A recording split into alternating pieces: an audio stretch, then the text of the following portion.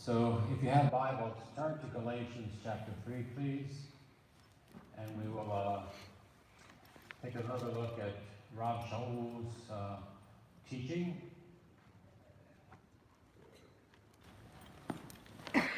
By way of a quick review, Galatians is a letter that the apostle to the Gentiles, Paul, also called Rabbi Shaul or Rabbi Saul, wrote and sent to the people in Galatia. Do we have a map up here now? We need a map up here. I don't have a pointer, but you can see Galatia there. That's part of Asia Minor. I think Turkey's over here, and Israel's down here under Syria. So it gives you a little perspective as to where we are with things. And I think it's important that we see what's going on because it puts it in the right perspective.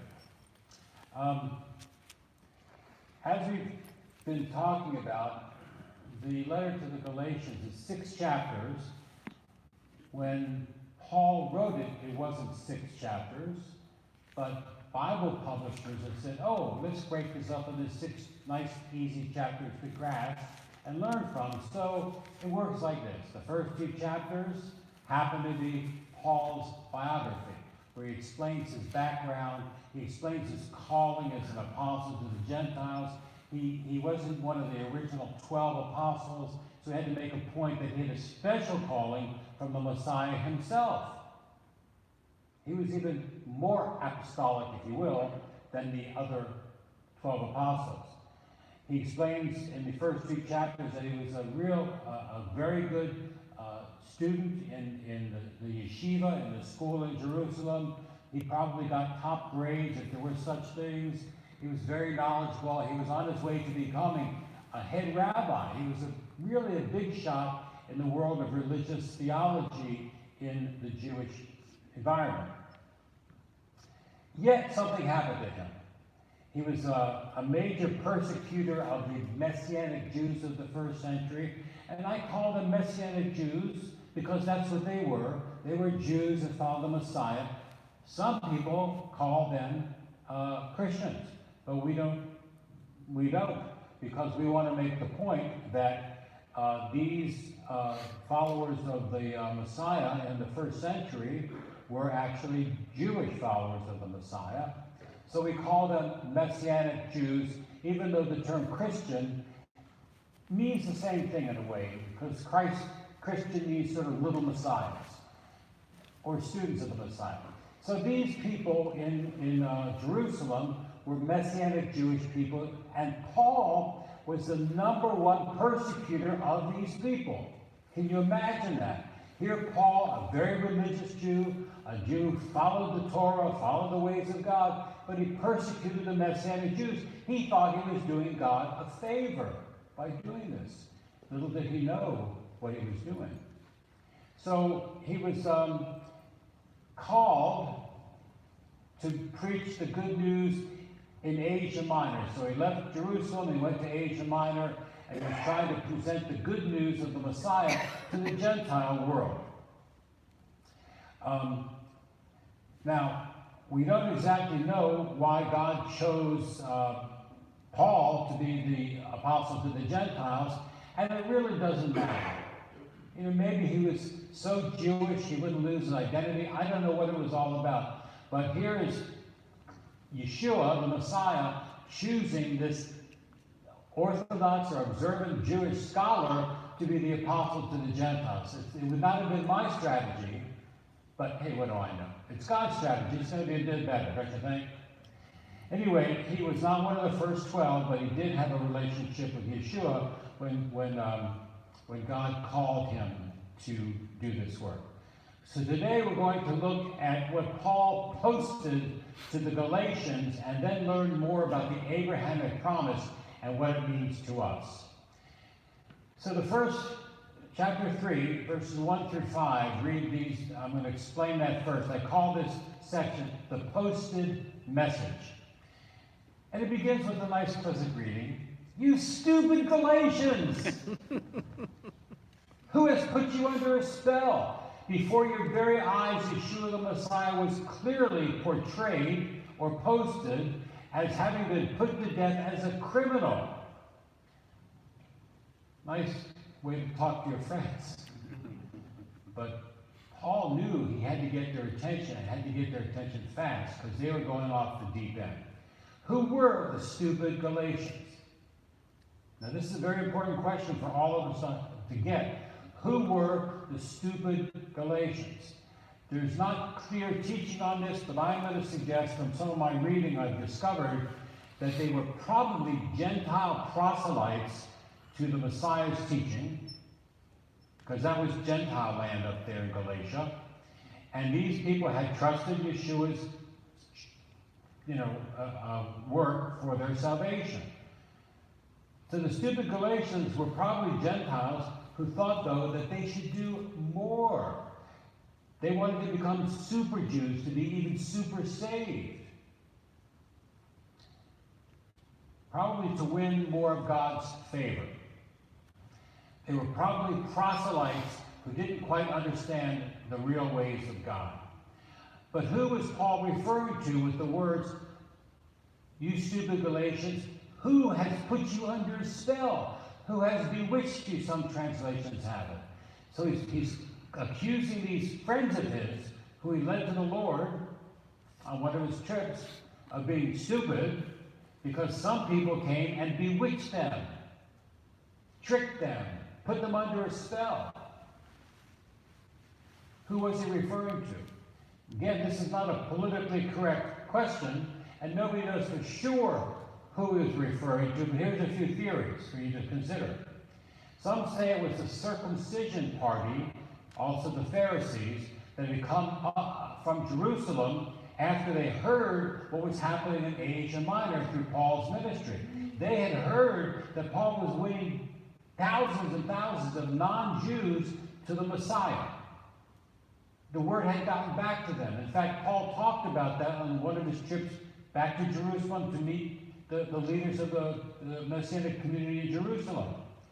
Maybe after they heard what was happening, they wanted to come help them, because the government of Rome, listen carefully, the government of Rome insisted that every person in the Roman Empire, which was huge, became a follower of the Roman government and the Roman religion, which was worship of the emperor. Pagan practice. The only people that were excluded from having to do that were people who were part of an official religion. Judaism was considered an official religion of that day. So maybe what was happening is that these were Jews who had come from Jerusalem to help these people that they heard had become followers of the Messiah to become better Jews, so they could be part of the Jewish world and not be persecuted. Maybe that's one theory.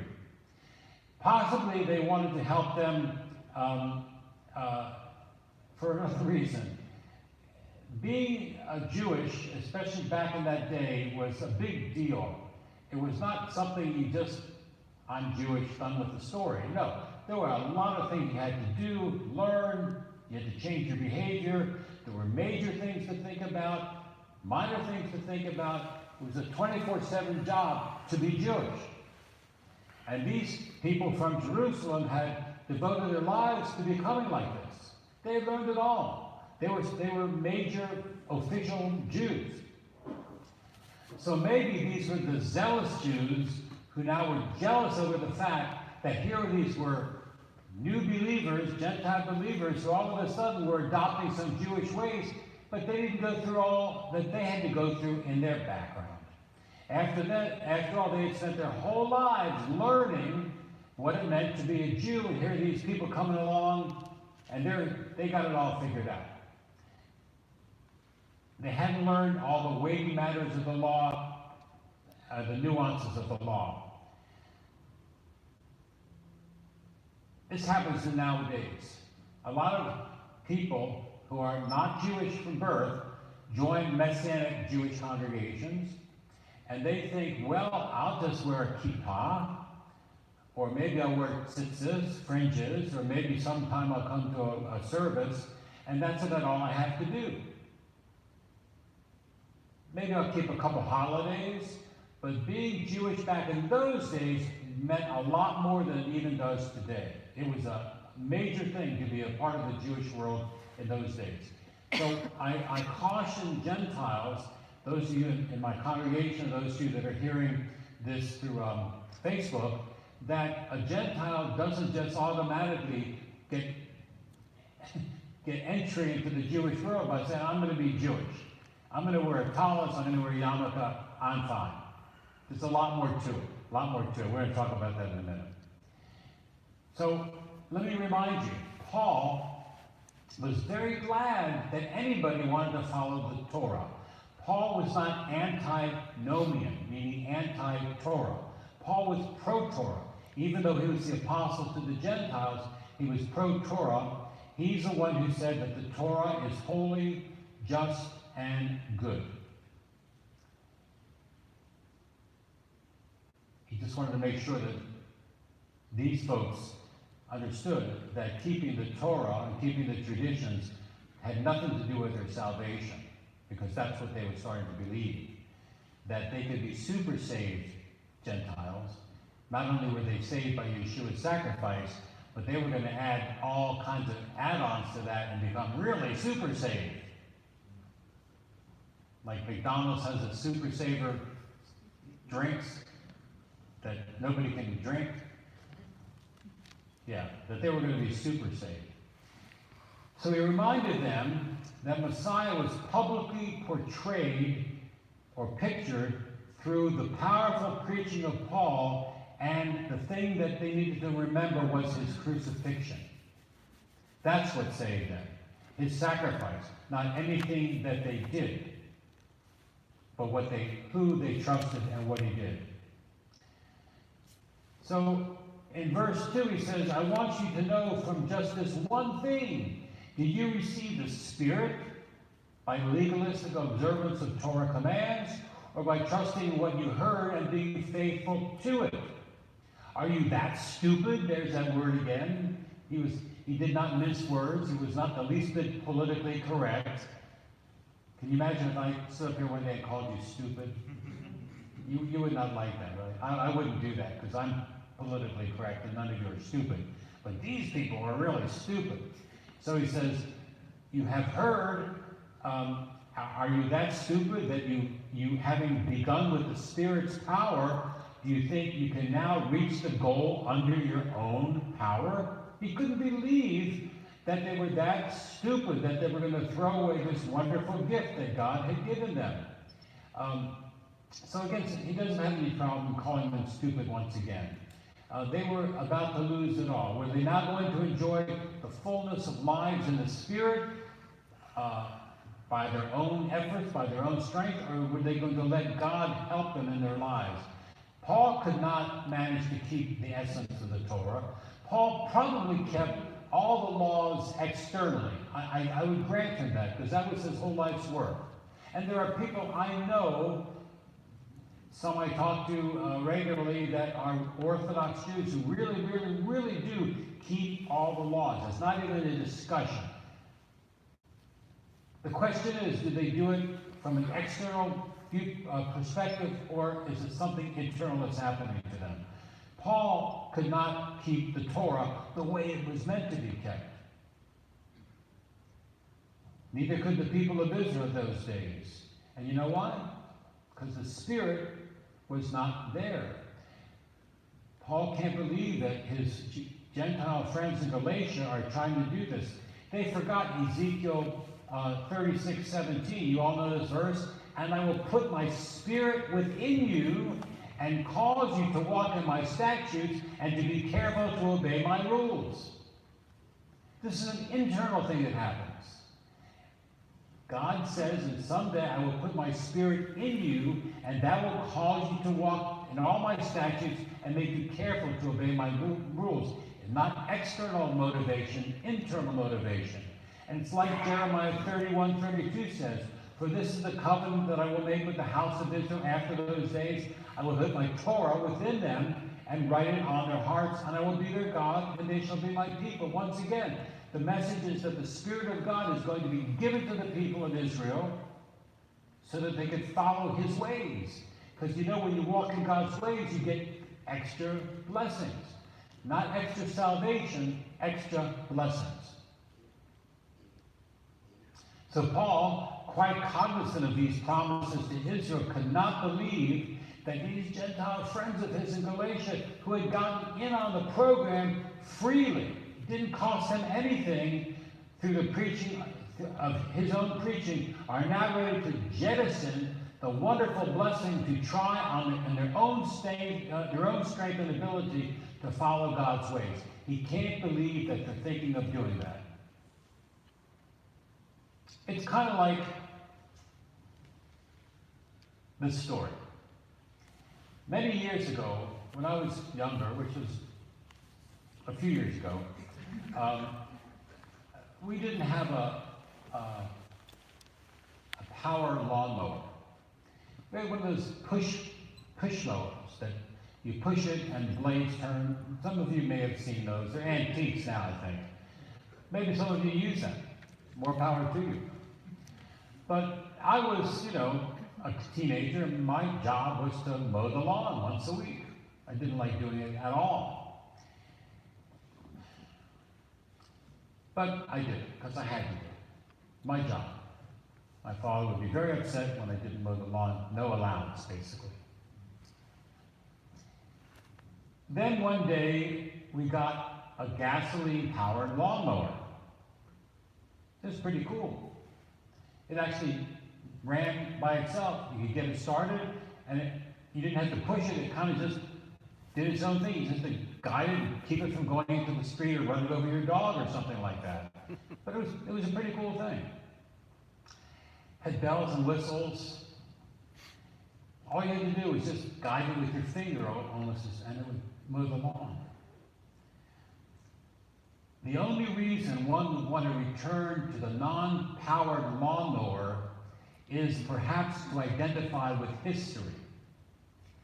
It's foolish to spend 4 hours mowing the lawn when you can do it in 1 hour. It doesn't make any sense unless mowing the lawn gives you a lot of pleasure, and for some people it does, and that's fine. Didn't for me. I was going to play baseball. I had to go out. I was busy. I was playing baseball in the Little League. Here we see something happening. After receiving God's blessing, God's free gift, by faith, these Galatian believers were now going to revert to seeking it now by going to an older system, a form of Judaism, not Torah observance alone.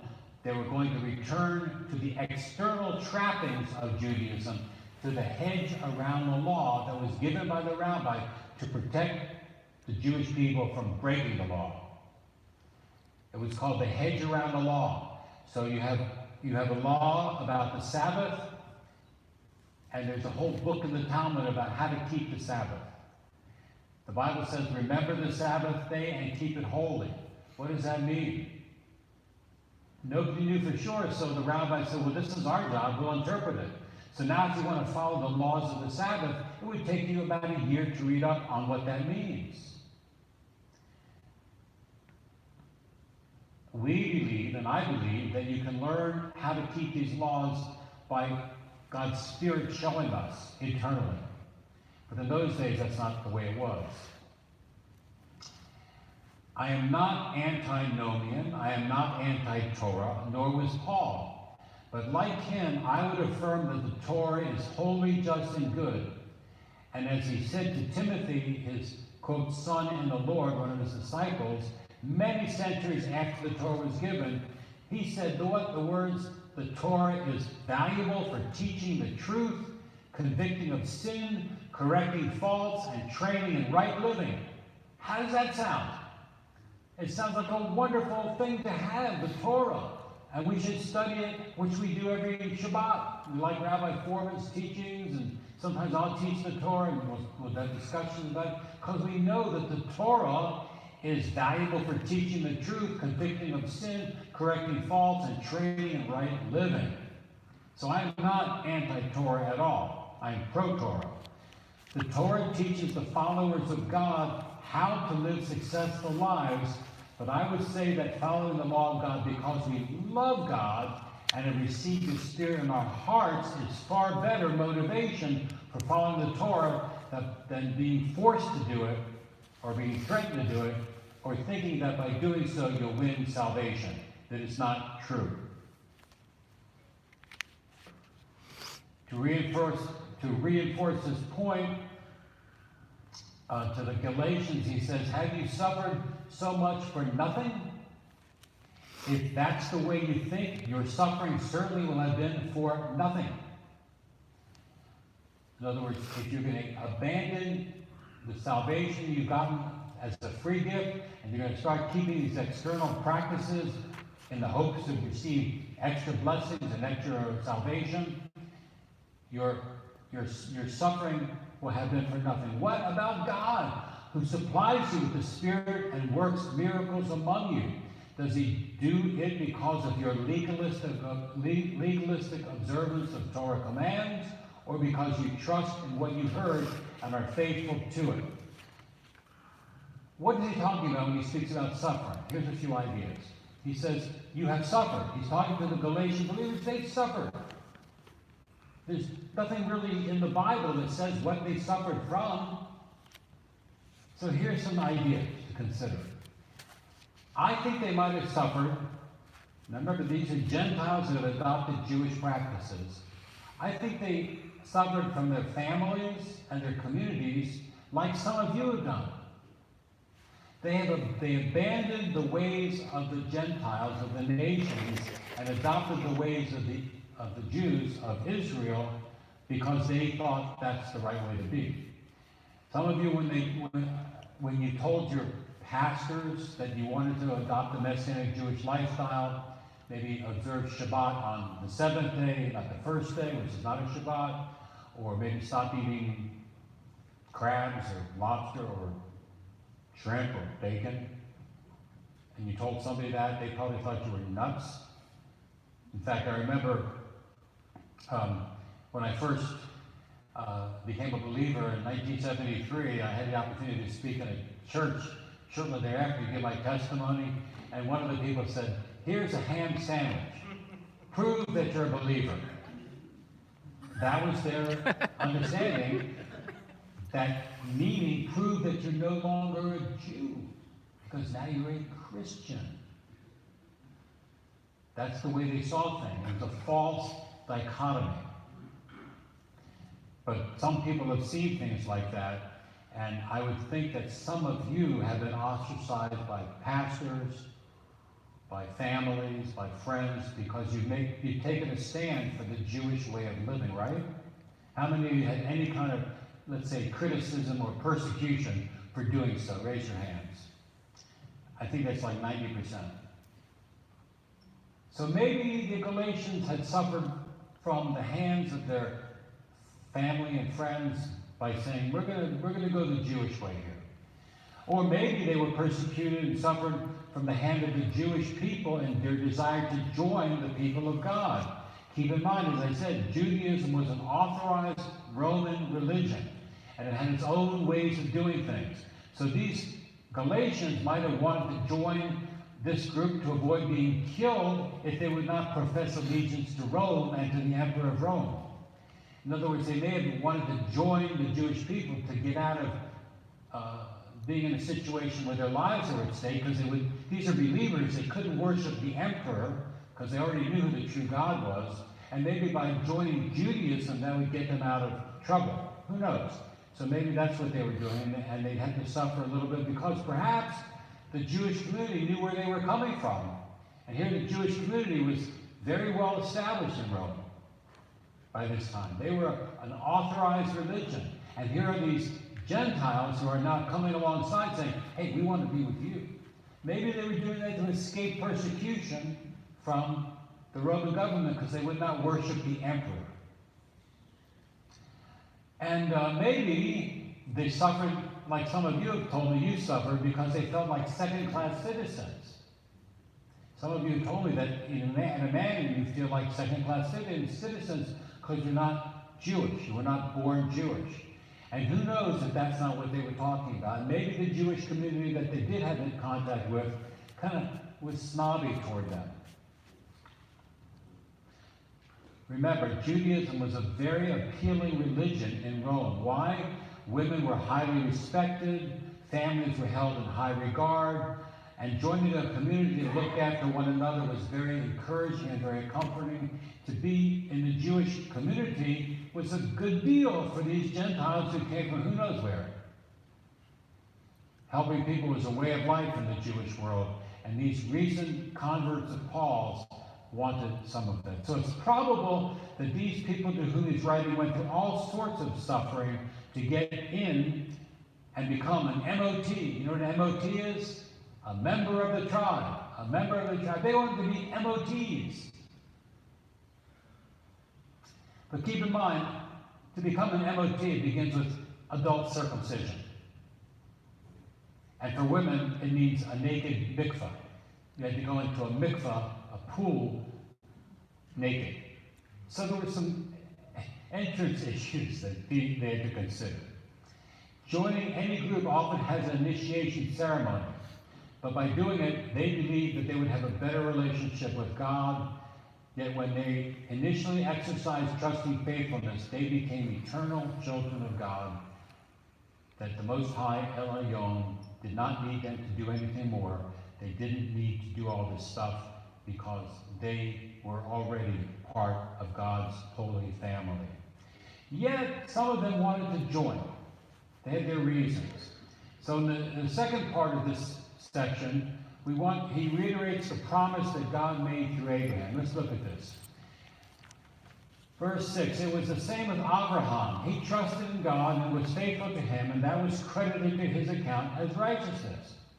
He goes on to say, be assured then that it is those who live by trusting and being faithful who are really the children of Abraham. Also the Tanakh, some people call it the Old Testament, foreseeing that God would consider the Gentiles righteous when they lived by trusting and being faithful, told the good news to Abraham in advance by saying, in connection with you, all the goyim, the nations, shall be blessed.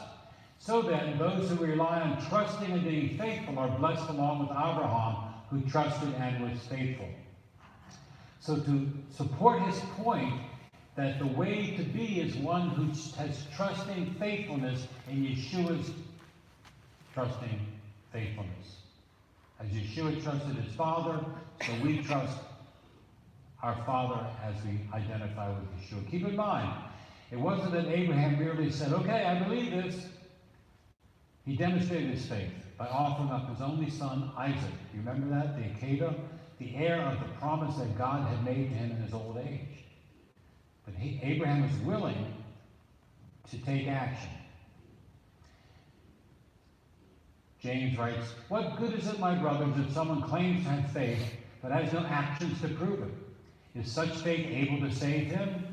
Suppose a brother or sister is without clothes and daily food, and someone says to him, Shalom, keep warm and eat. Eat heartily without giving him food. What good does that do, writes James, Yaakov, the brother of Yeshua the Messiah? But someone will say that you have faith and I have actions. Show me this faith of yours without the actions, and I will show you faith by my actions. You believe that God is one? Good for you. The demons believe it too. The thought makes them shudder with fear. But foolish fellow, such faith, apart from actions, is barren or dead. Wasn't Abraham Avinu, our father Abraham, declared righteous because of his actions when he offered his son Isaac on the altar? So you see that faith worked with his actions. By the actions, the faith was made complete.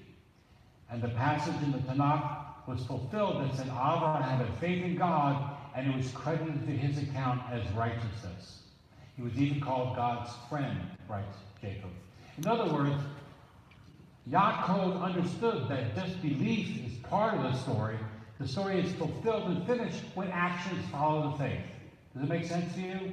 It's not enough to just believe, unless there's some actions that follow that belief. And the truth is, a person who says they believe without actions is not quite there yet. The evil one, Satan, the adversary, the devil, believes also. He knows that Yeshua died for sin, but obviously he's not following that method, that way. And somebody who does not take the right actions to serve God has a dead faith. So Paul's problem with the Galatians is that they were at risk of losing the true faith they had, which would, because of the Holy Spirit living inside them, guide them into righteous living. Instead, they were trying to force themselves to do those things that would earn favor with God in their minds. They could have easily lost the joy of their salvation by trying to be something they were not. Now, let me speak to you that are not Jewish, you that are Gentile, whether you're in the congregation here or are watching by live streaming. We do not promote Gentiles to convert to Judaism. There are some congregations that do that. We do not promote that because we do not think that is what the Bible teaches. So we don't promote it. We allow for it. We don't promote it. There are three categories a Gentile can have in relationship to Messianic Judaism. A ger tzaddik. A ger tzaddik is like a proselyte. And a person has to really have a calling on their lives to become a ger tzaddik. The word ger means alien. Somebody who's not part of not an MOT, a stranger, an alien. If somebody wants to go all the way and become a proselyte, they can, starting with circumcision. But it goes beyond that. Circumcision is an indication of commitment to keeping the Torah, keeping the laws. Not just the fun laws like celebrating Purim or celebrating Passover or Rosh Hashanah, the Feast of New Year, but the more difficult laws that we don't talk about a lot. Not everybody is called to do that. Jews are called to be followers of the Torah. The Gentiles can choose that by becoming ger tzaddikim. Another option, and I think this is a good option for you all that are sitting here, is become a ger toshav. A ger toshav is called a resident alien. And this is a very common experience in ancient Israel. There were those who were aliens. They were not Jews, but they were passing through Israel, and they settled there, and they became like part of the people. But they were always considered ger toshavim, or resident aliens.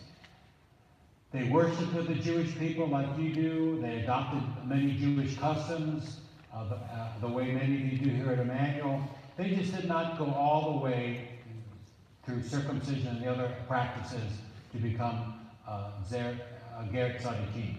So I encourage the people who come to our services to adopt Jewish ways, because you're part of the Jewish community here in our congregation.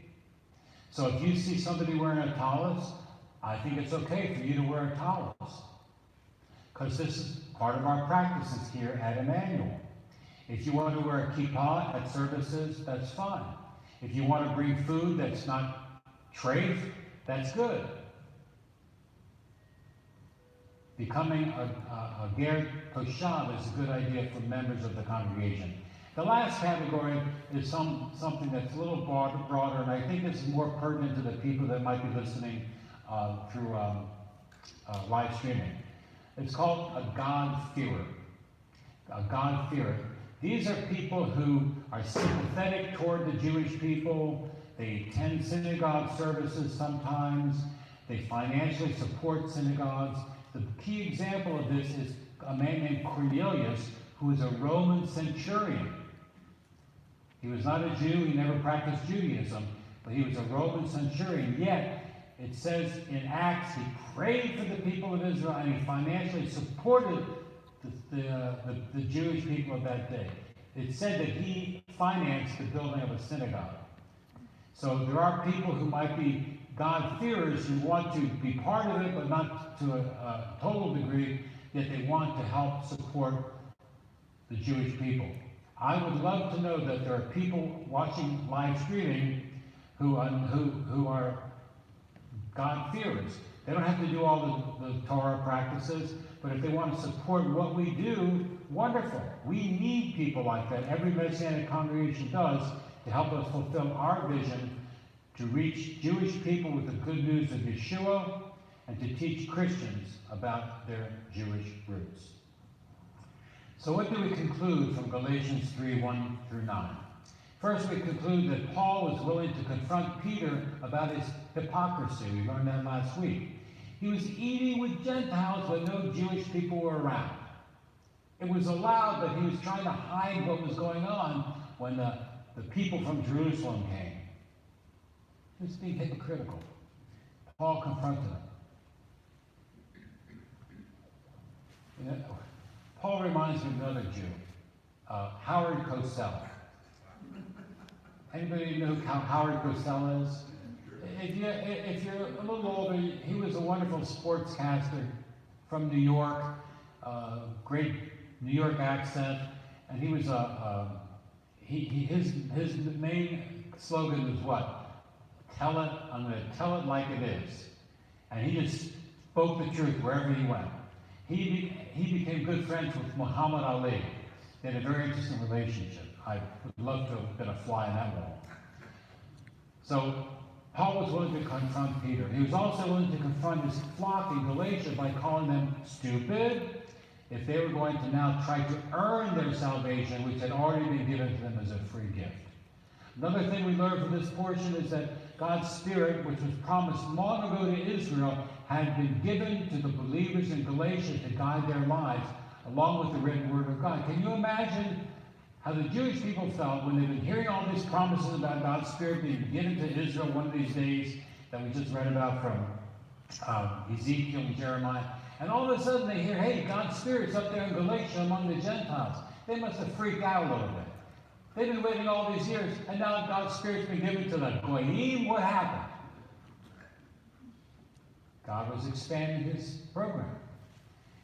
We also learned that Abraham demonstrated his faith by his actions, a principle amplified by Yaakov, James, in the New Covenant, the brother of the Messiah.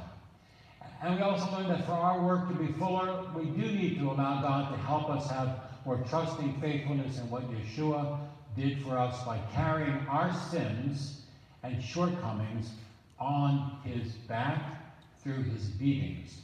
As Isaiah wrote, by his stripes we are healed. Let us not forget Yeshua's suffering, which bought us our salvation. Next week and the following few weeks, we'll continue learning what Paul preached to the Galatians and learn some very critical truths. Next week, we'll be still dealing with theological truths, and then after that, we're going to talk about some practical ways to walk closer with our Father who is in heaven and enjoy a better relationship with our fellowship, in our congregation, and with our community. May God activate his work in our hearts and our minds today. Amen. Amen. Please.